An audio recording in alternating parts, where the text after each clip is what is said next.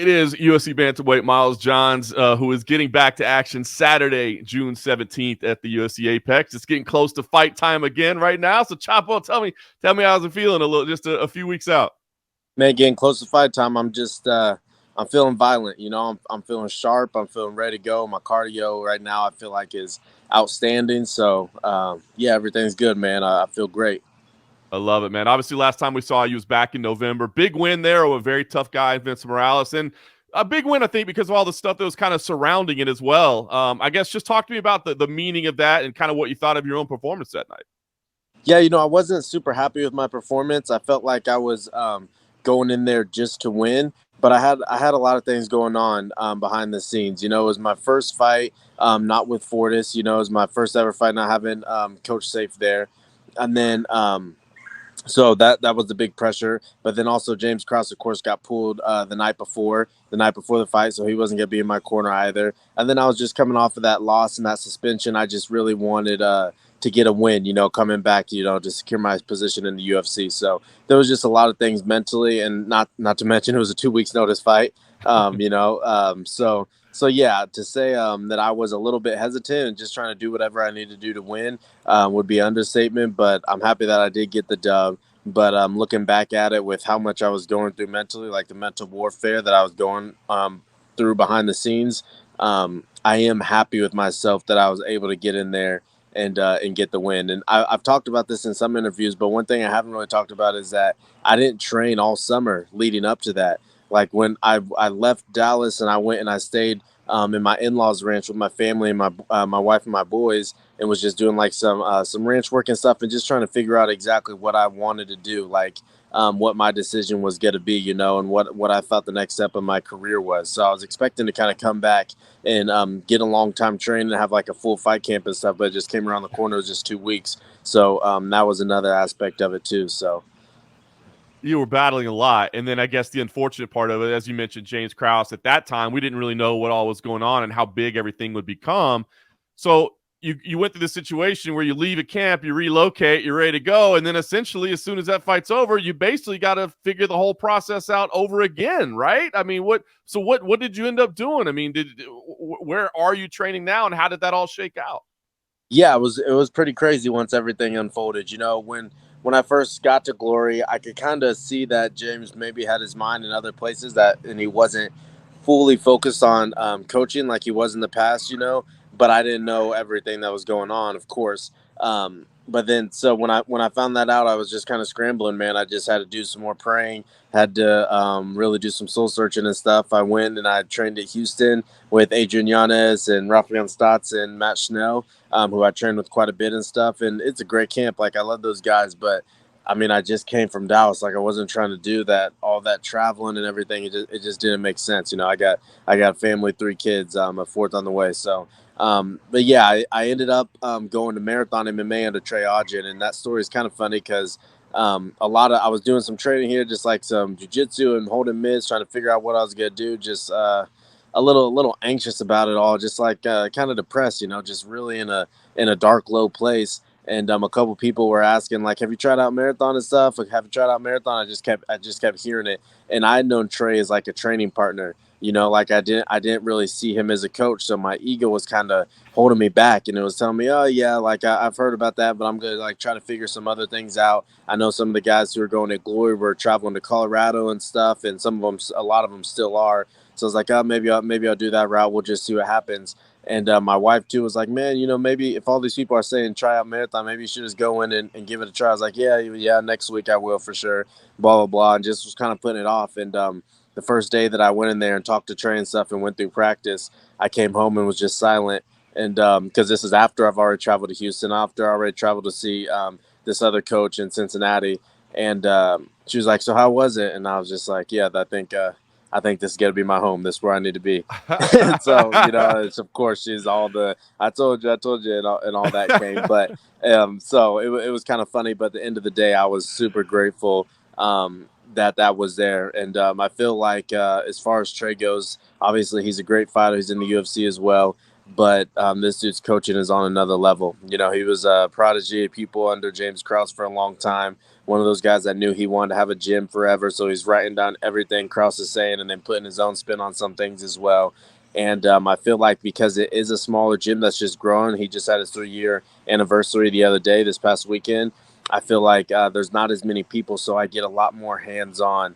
Like the time that I've been there, I've learned the entire system so much better than I have the whole time that I was at Glory with James. And that's not to say anything bad about that. Like that's not the point of it. But the point is just that it's a smaller gym, and Trey is super invested in the coaching right now. Like he's really in it, and he's doing a great job. And I feel like he kind of has a chip on his shoulder as well. You know, because all these guys that were Glory, that knew that he had that gym going, that knew that he was doing that, they've all scattered. You know, maybe they went to Colorado or they're doing their own thing. Not that many of them came to see him, probably for similar reasons as me, you know, and they've been training with him for even longer. But I think that he wants to prove himself in the MMA world as being that great coach, as being the guy that can take these guys and walk them into the octagon. So, and I'm gonna actually be the first UFC fight for Marathon.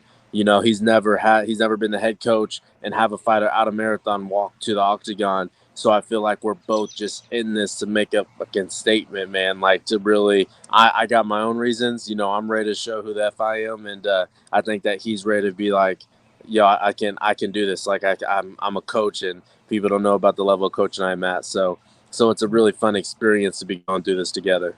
I love it, man. That's awesome. We'll keep an eye on that for sure, man. I love hearing about, people kind of developing other aspects of their life and their game and their career. So Yeah. let me ask you, it sounds like it's all working out, properly and working out right. But I gotta ask, I mean, I'm imagining there was maybe some dark times in there. I mean, I think about not just as a fighter, but just as a family man, right? The leader of the family. You're like, hey, I made this decision and it backfired, and have I screwed up, and what's going on? I mean, were those thoughts that went through your head, or were you able to push those aside? Man, you have no idea. Yeah, those thoughts were there. It was a tough time, you know, a lot of late nights just by myself, you know, head in my hands, just trying to just praying and trying to figure out like what was it the right, I mean, in my heart I knew it was the right decision because I was in Dallas. You know, I was just going down a path with my life that I wasn't super happy with, and it was a little less to do with the gym and more to do with me. You know, I knew I needed that change. You know, I'm closer to my wife, my family than ever before. I feel like a better person. I've cleaned up a lot of things in my life outside of the cage, so I knew I was doing the right thing, but it just seemed like um, I knew like I was following my heart and following God, but it seemed like things were just not working out for me at the time. But little did I know that it was going to work out perfectly. Like now, I feel super comfortable and super happy with where I'm at. And so yeah, to say that there was dark times is an understatement. But we made it through. We're here now, and yeah, it's exciting. That's awesome, man. I'm glad you got through that. It's a lesson for everybody. Stay the path, man. All right, let's talk about this matchup. Raoni Barcelos, talented guy, man. He's got some skills. He's had a couple setbacks along the way, but I mean, a really good fighter. What do you think about him as an opponent, and kind of how you guys match up? I mean, yeah, I think he's a great fighter. You know, I love this matchup because it's somebody that does have a little bit of a name in the division. You know, he was on a 5-fight win streak when he first came in the UFC. Like people know him as a gamer, as a great fighter, and was once going to be like a contender.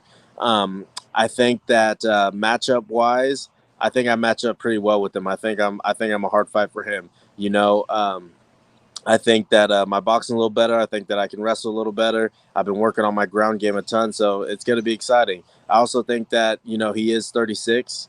You know, he is coming off a very hard knockout with Umar. Of course, it's Umar. Nobody wants to fight that guy anyway, so he obviously has some stones for stepping up and taking that fight. But I don't know if you could just come back from a knockout like that, you know, and it wasn't that hard of a shot. It's like a fake knee and a little hook, but it really put his lights out. And even if you do come back, if your chin's okay, I wonder where you're at mentally. You know, I wonder if you're questioning yourself, like, what if it gets touched again? Like, will this happen again? You know, I think some of those thoughts are going to be going through his head. Maybe, maybe not. But I think that I'm a tough fight to be going through that with after because I'm not in there. I mean, he's had a war with Victor Henry, but Victor and him are like, I mean, they're just touching each other back and forth.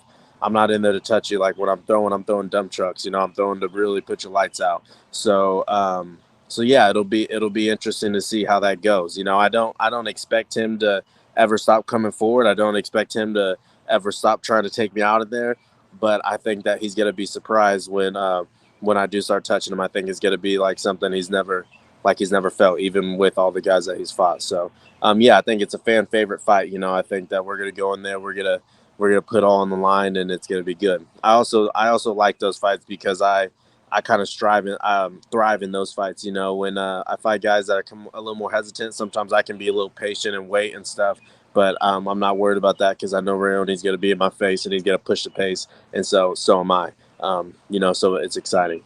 I love it. I had a feeling you like this matchup because on paper it does look like it's going to be exciting, the type of fight you like. Now, obviously, you never know what's going to happen after a fight until you go through a fight. I mean, you guys are putting yourself on the line in there, but what's the idea, man? Is it get a quick turnaround? I mean, it has been 7 months or so. Is it like let's try to get some lined up? Now that you got the training situation, the life situation settled in, or does it take some time and keep getting better and learning the new system? Like, what do you think's ideal for you after this one?